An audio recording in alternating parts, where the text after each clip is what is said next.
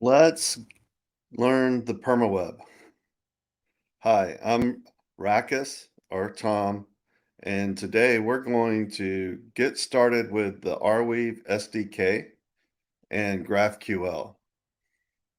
This workshop will consist of about 5 or 6 20-minute mini labs, and the first one is with the Arweave SDK and GraphQL.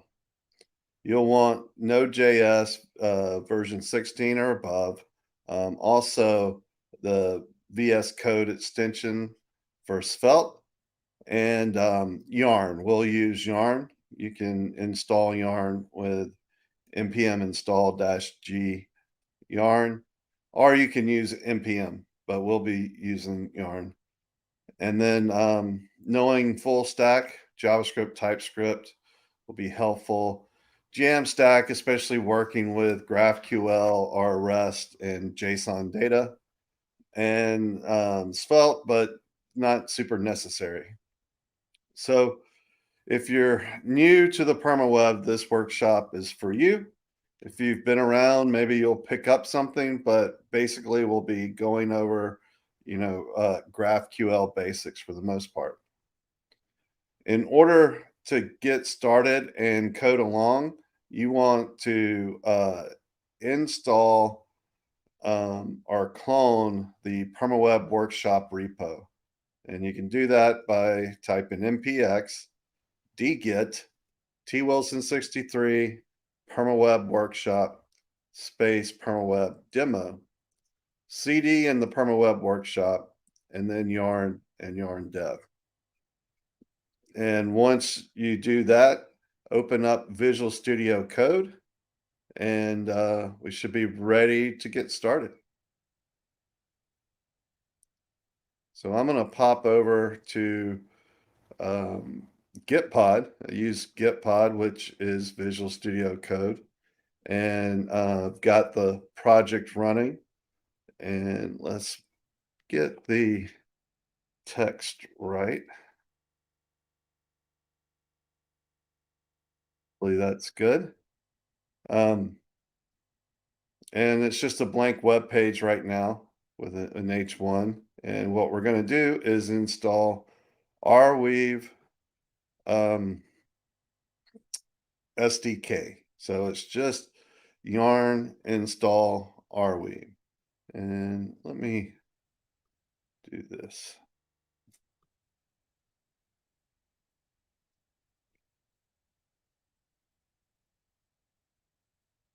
Okay. So let's do that by creating a terminal. We'll say yarn add Arweave or npm install Arweave, but we're using yarn, so that should work.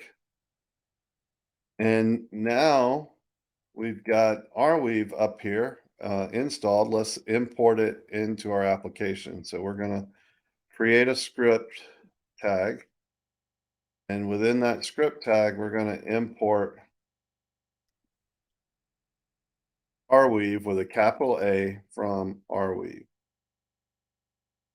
And then we're going to initialize Arweave. And in order to do that, we're going to set up some options. So we're going to check and see if import meta.environment mode is developed. And if so, we're going to return a different object for options. So we're going to return host equals arweave.net, port equals 443, and protocol equals HTTPS. If it is not in development mode, we just want to return an empty object, and then Arweave will detect what gateway it's on, and our app will detect what gateway it's running on and set this options correctly, right? So we'll say const arweave equals arweave.init, and we'll pass in the options. Cool. And now we want to do a GraphQL query. We're going to do one of the most simplest queries that I can think of, and that's just give me the most recent transactions on the gateway or on Arweave. So we'll say const query equals, and we'll use string literal so we can essentially um, write the query out in space. So we'll say query, and we'll say give us transactions. And when we get these transactions, we want to return them in a specific shape. So we want to get the edges, and then the node, and then the ID, just like that. Okay, so that's our script.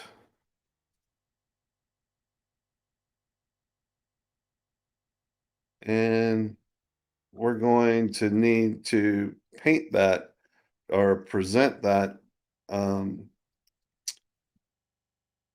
in our web page. So we've got this H1, and what we're going to do is we're going to call a post command posting the query to the GraphQL endpoint on the gateway. And we're going to use the Arweave SDK to do that. So we're going to do an await, and then we're going to say arweave.api.post GraphQL. Then we're going to pass in the query as the endpoint. And then what we're going to do is we're going to get the result. We're going to display that. And then we're going to end our await. So let's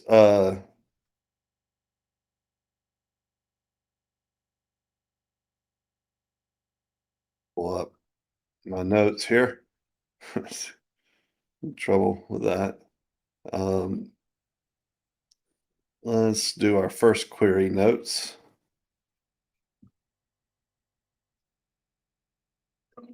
And what we want to do is so it may take a little bit for the query to return back. So we're just going to put a loading state in there, and I'm just going to pop that in right here. So we've got like a little loading status, and then what we're going to do is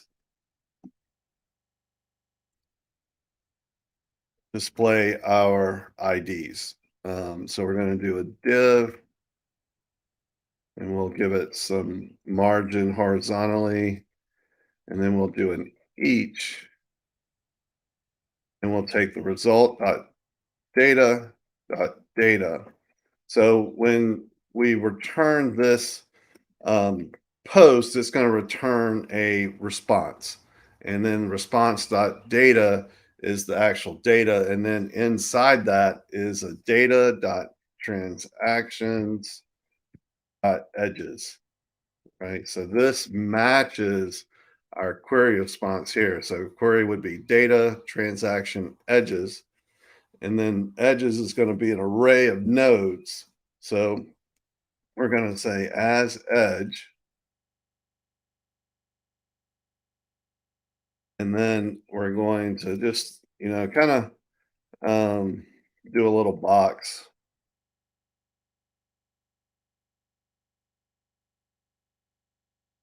And we'll just do orange, Arweave orange, and we'll stick the ID in here. So let's do node.edge.node.id. All right. So we've got that, and let's just see if we can do.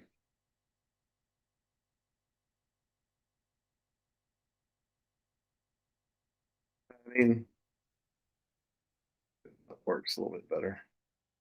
There we go. And then we can just do a little space between them. So that's just a query on Arweave. using GraphQL and we're returning back the ID. If we want to look and see what those IDs are, we can just wrap an anchor tag around that.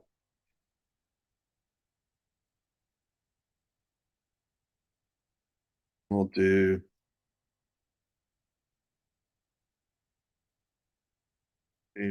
Net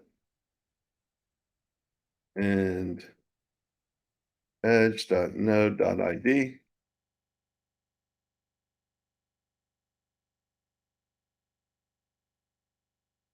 And let's just make this class a link. Cool. And let's just pop it in a new window. Well, let's just leave it here for now. Okay. So we've just queried the Permaweb and we didn't really give it any kind of filter criteria. We just said, give us the most recent transactions, and it gave us about 10, I think. And we can go to each one of these, and actually we want to do this. We want to link to viewblock.io arweave.tx. That'll give us more detail into each ID. So we'll click on an ID, and that'll take us into this view block explorer, and it'll show that this transaction was successful and it was from this address. It was done about 10 minutes ago, and we've got these tags. So each transaction can have tags. In this one, we have content type, an application, address, and content target. And then here you can have the data. So this data is application JSON, and you can see the data right here. So that's pretty cool. Let's see, lost my padding. There we go. That's pretty cool. We can query Arweave by just using this Arweave SDK, giving it a GraphQL query, and we can present that data on our app. So what we want to do next is get back to my notes. Is we want to do a couple of different types of queries, right? So that was our first query, and just to get a feel for GraphQL. So the next one, it'd be great to see the owner of these transactions and also list more than just 10. Let's see if we can't do 100, right? So we'll learn how to do that. First, we go up to the query and transactions, and we're going to add parentheses, and we're going to say first 100. So this is an input param. So these parentheses will allow me to essentially add filter criteria to my GraphQL query. And then we want to display the owner. So on the node, we'll say owner and the owner address, like that. And that's our query. So the next thing we need to do is display the address. So we'll just come down here and we'll wrap it in an anchor tag. Do href and https https://viewblock.io arweave address, and then we'll say edge.node.owner.address, right? And then we'll just display the address as well. And that's edge.node.owner.address.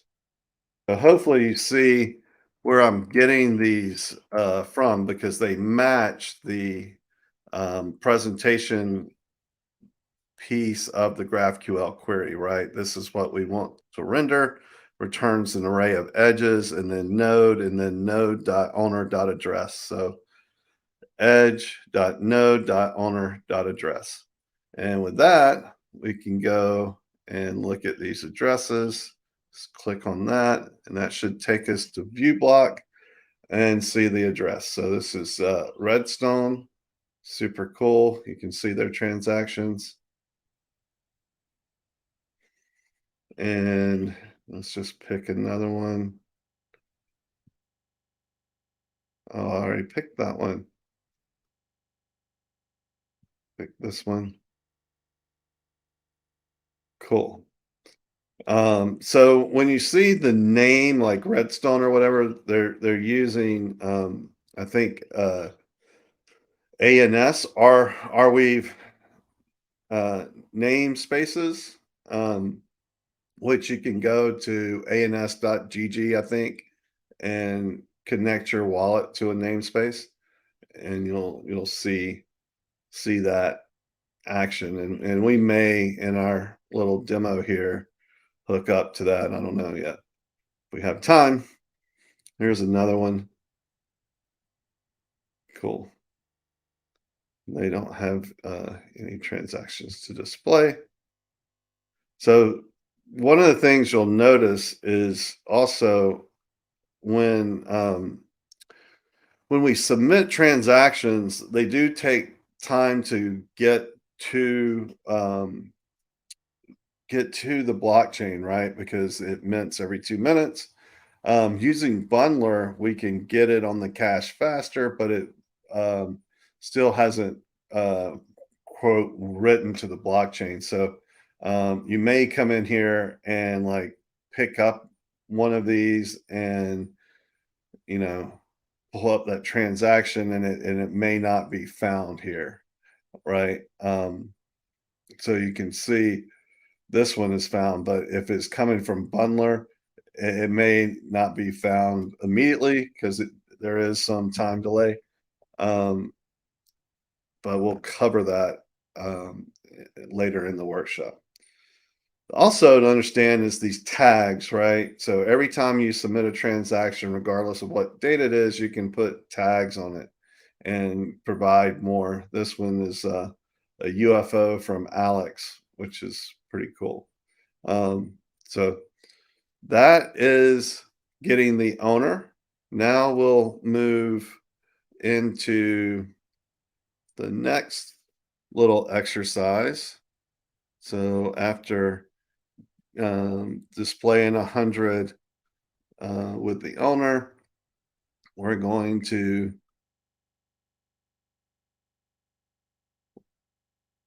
work on displaying tags, right? Makes a lot of sense. So displaying tags is pretty easy. We'll just go into our query on our node and we'll add our tags, and then each tag consists of a name and a value. And then in our results down here, we're just going to add a pre-tag and do json.stringify edge.node.tags. We'll just do a null count 2, and that'll give us a nice clean look. So here we can see those tags like we could see in view block. So here's the UFO post, and you can see each tag. There's a standard draft out there called ANS 110, and that deals with a type, a description, and a title, and some topics. But we'll use that type to further filter our query here. But for now, we can see how to look at all the tags. The other thing I wanted to mention is in this transaction, we can filter it by a specific owner as well. So we can say, give me the first 400 where owners equals an array of owner addresses. And in this case, let's get our Alex one here. And we'll just copy that hash and paste it in. We'll go back.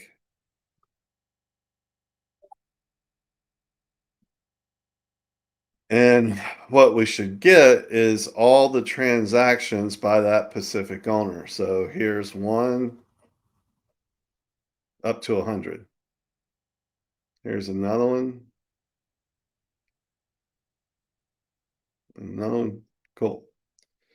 So using the parentheses, there's several kinds of filter actions we can do. We can do first, we can do after to do pagination, we can do owners, and we can do tags.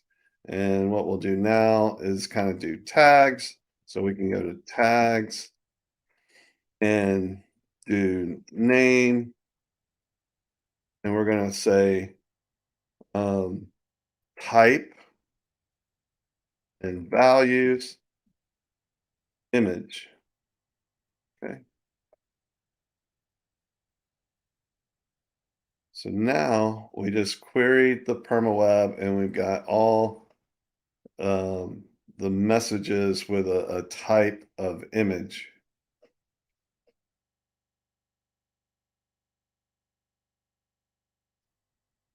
And what'll be fun is we're going to display those images down here. So instead of displaying the tags, let's go ahead and display the images below the card.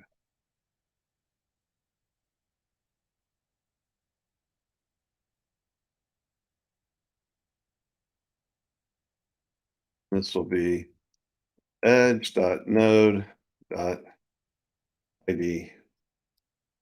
That, and let's add an alt, and we'll use the title if it exists to describe the alt. So we'll say edge.node.tags.find, where tag name equals title. And if that's found, we want to show the value. And there we go. We've got some images.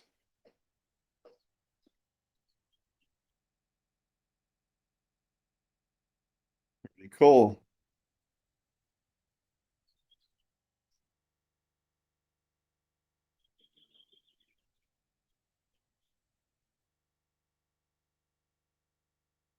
Okay. So with that, we learn how to query by a tag and then display the tag type as an image.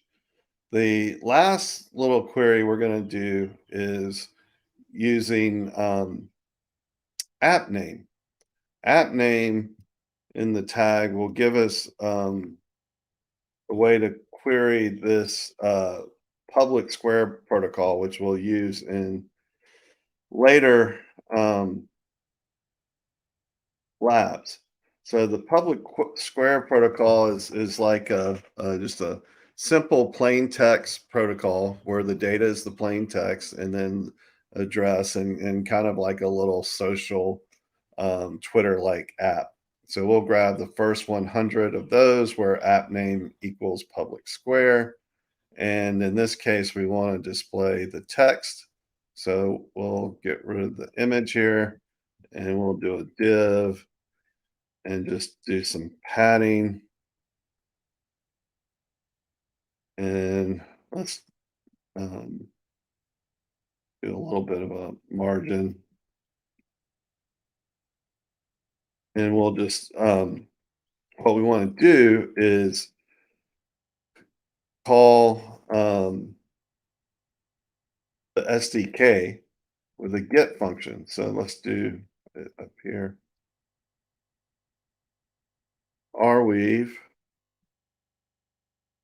API.get, and then we just want to put in the ID, edge node ID, and that's going to return a response.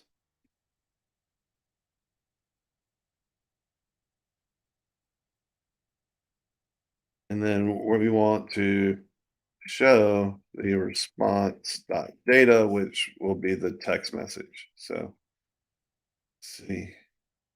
Cool. So we filtered on public square, and now we're getting all the little text messages from the public square, right?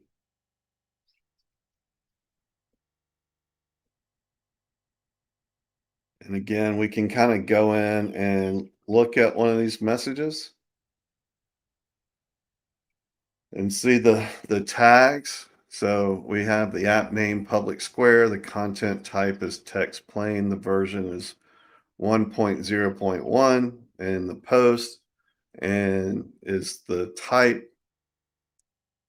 And yeah, got all of um, all of the public square. So in the next workshop or the next lab of this workshop, what we'll do is we'll actually learn how to write data onto the Permaweb.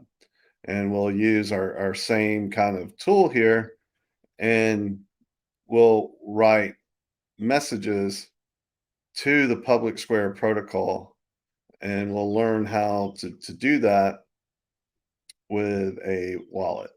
So hopefully you enjoyed this lab, and I will see you on the next one.